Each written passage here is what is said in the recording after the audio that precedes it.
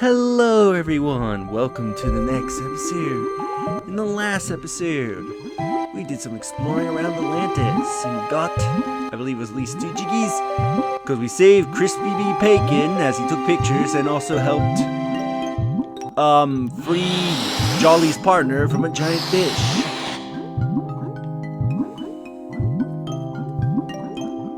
Anyway, let's continue exploring the sea.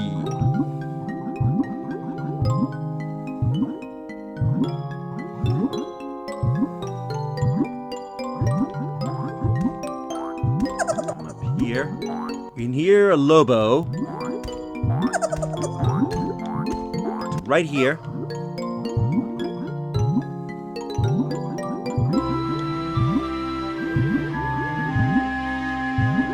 There's supposed to be... Is there not a fish?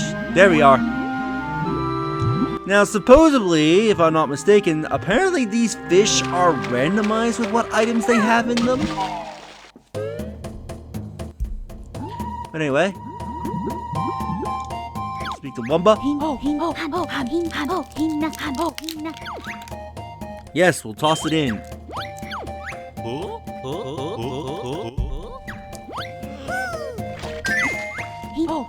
So we toss it into the water and into the pool, which... First off, how's that book not destroyed being in this water? And second, like, what kind of liquid is this that it's not, like, mixing with the water? Like, is it that, like... Oh, what's the word? Like, mobvictuous or something like that? However you say that word, where it's like heavier enough to the water that it just stays completely separate.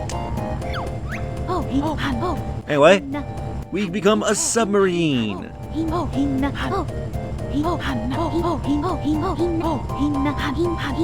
Sonic Bing attack. Yes, we can shoot torpedoes, and we have an infinite amount of torpedoes.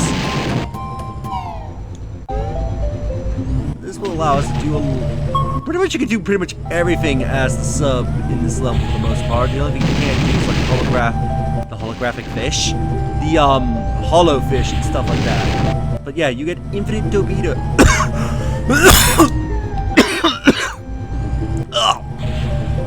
And of course I swallow my saliva in the wrong way as I'm speaking. Yeah, you get infinite torpedoes, so you don't have to worry about running out.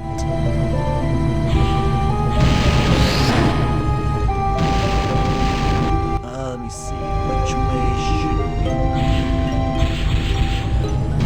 Let's go this way.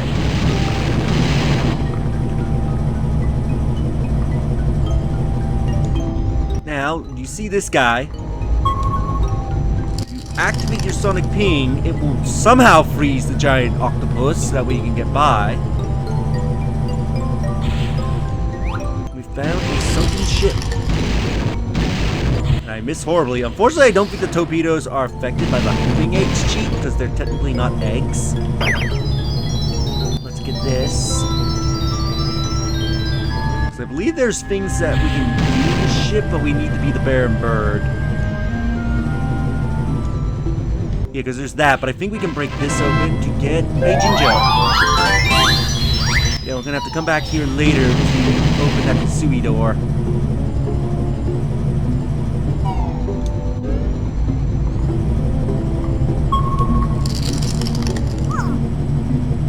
Ow. Banjo, stop getting stuck. Alright, let's first portion this. And this goes spinning wildly out of control.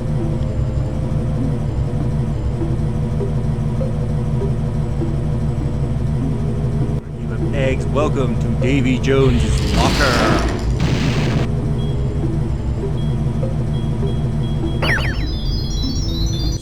So there you got like S, hearse, P, Machex. I believe all these names are names of developers who worked on this game.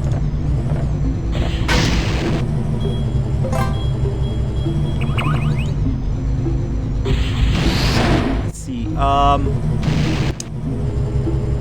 yeah, there's one locker in particular, which is this one, D. Jones, obviously for Davy Jones. It's damaged. Let's break open and go inside.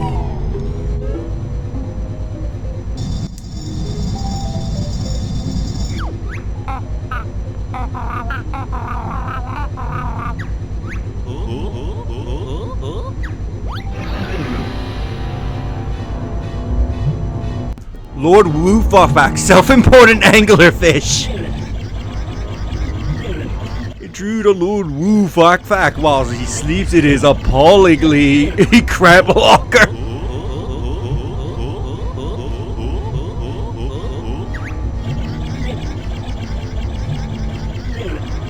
Steam me jiggy and drain my home. How will we drain this place and leave me to flap pathetically around on the bottom until I shriveled up and died? It's something like that. Face of watery grave. How would he be able to drain? Because his locker is part of an ocean. How would he be able to drain this? By the way, here's the boss fight. So he'll swim around, and then when he gets to pretty much the end of the room, he'll fire an energy ball.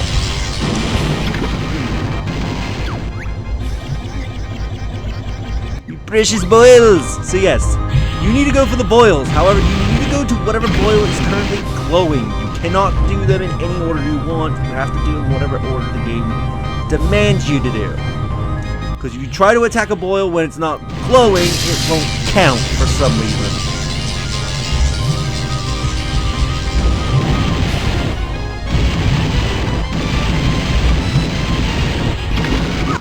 Go nuts with your torpedoes since you have an infinite amount.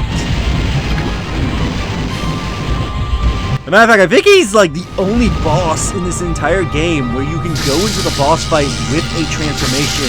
Usually the other bosses, they do not allow you to go into their rooms with a transformation, or their rooms are inaccessible to the transformation. So this makes him unique, where if you come in here as a transformation, the fight is easier because you have obviously infinite torpedoes.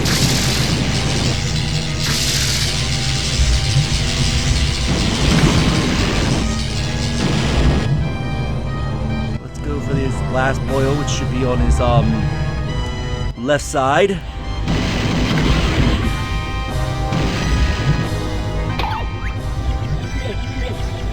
No sympathy for hitting a poor blind fish. I open my eyes to see what I am doing, so yes, he's now finally opened his eyes, which is also his weak point. Please, not my eyes! So shoot him in the eyes. However, do note that when you hit him in the eyes, he will stop moving to turn around and attack you. Also, because he can now actively see you, his shots will be more accurate, and I think they also gain slight homing properties.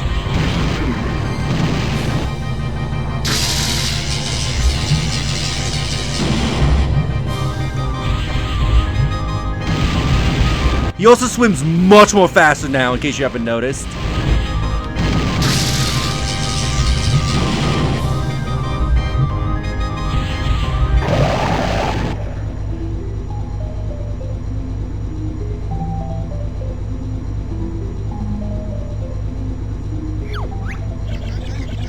Curses! Things have gone belly up. 100 years of ocean tyranny brought to an undignified end. How are you being a tyrant in this room? You can't even leave it. Like, how are you running tyranny inside this, as you said, appallingly cramped locker? Like, there's no way you could fit through that door. Please stop doing that. I am dead and I have no more jiggies. So yeah, if you attack him, he gets upset at you. But I believe if you also stay in the room, he will occasionally say things.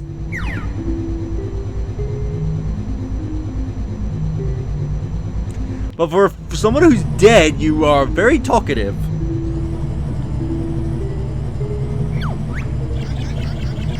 To be quite frank, I think I fought quite well. Yeah, so he has a few lines of dialogue you say in the room. I think in one of his lines of dialogue is that he says like, "Oh, I actually kind of like this." Now there is one more thing that we can do in the lockers. You can come over to this hole here. Now you need to be the submarine for this, because you try to go down here as Banjo-Kazooie, the game will basically tell you like, "Hey, you're gonna get crushed to death if you try to swim under there due to the water pressure."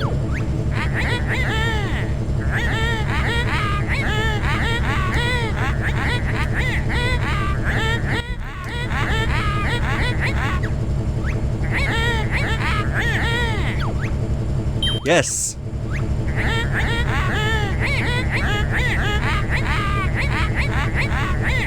You will run into. You'll deserve points.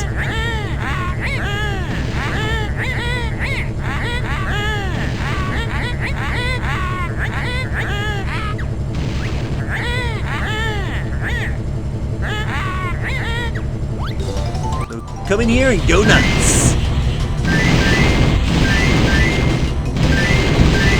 Just shoot like crazy. Because you have infinite torpedoes and you might as well shoot. Your torpedoes is likely going to hit a mine.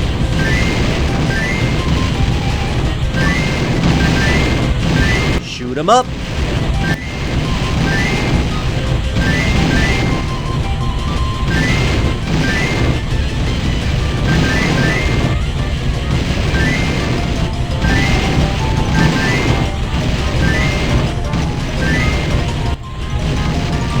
Blow the ball up. Pretty easy mini game, all things considered. And by the way, yes, you can die in here by running into the mines. If you run out of health here, you can die in this mini game, as Chugga showed during the Runaways Guys playthrough of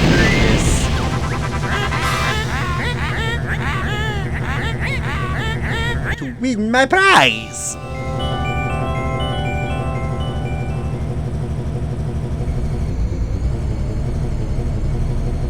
Grab our jiggy. Where is it? I know it should be on one of these platforms. There it is.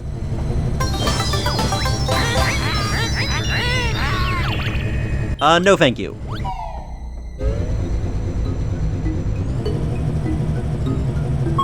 Right, I think there's... I need to think, because I know there's like 2, 3, free jiggies that we can't do right now, though technically I can get one of them if I want. If I want to take advantage of an exploit.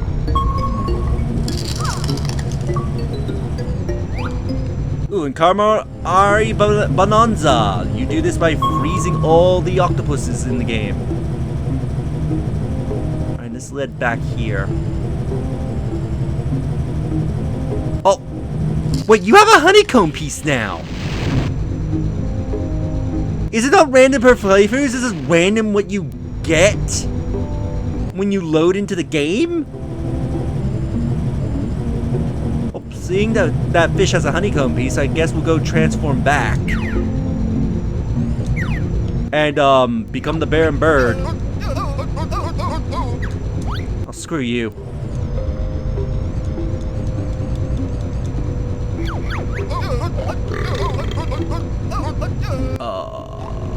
Yeah, Atlantis would be the closest warp point. I thought there was one at Wumba Mumba's, but no. We'll quickly go transform back and then go grab that honeycomb piece, so I don't forget about it.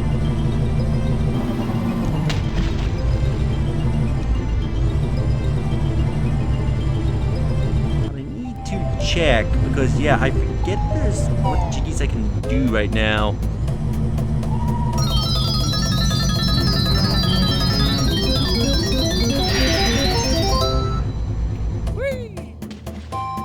Again, it doesn't help that it's been like, I think it's like 3 or 4 months since I last played this, so my memory of what I've gotten in this level is not exactly the best.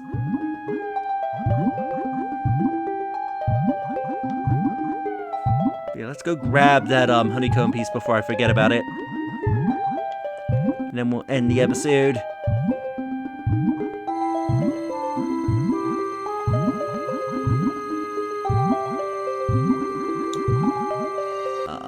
There's the warp pad. Big Fish Cavern. Alright, honeycomb fish, where are you?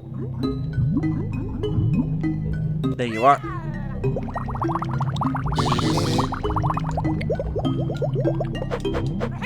Alright, and with that, we will end the episode here. So in the next episode, I'll figure out what we will do here next, because I need to figure out what jiggies I can still get in this level. So if you enjoyed this episode, do like the videos, it helps tremendously. Subscribe if you haven't already.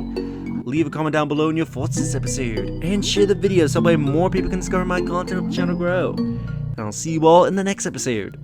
Later.